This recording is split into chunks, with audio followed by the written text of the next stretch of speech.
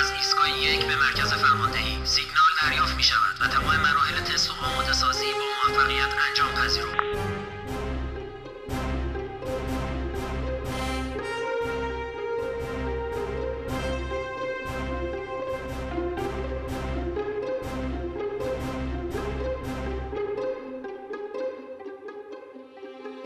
از ایستگاه 3 به مرکز فرماندهی سیگنال دریافت می شود.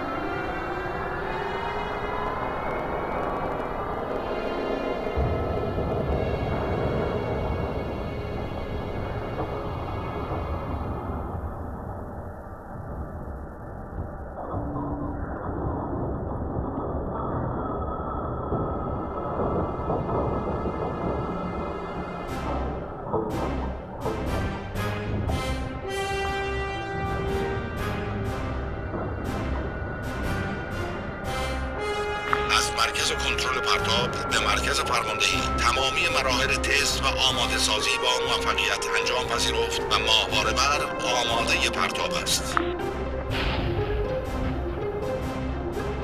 بسم الله الرحمن الرحیم. لا حول ولا قوة الا بالله العلی العظیم. پرتاب اولین ماهواره بر حامل ماهواره جمهوری اسلامی ایران تقدیم به آقا امام زمان عجل الله تعالی فرجه الشریف و نائب برحقش و امت شهید پرور ایران.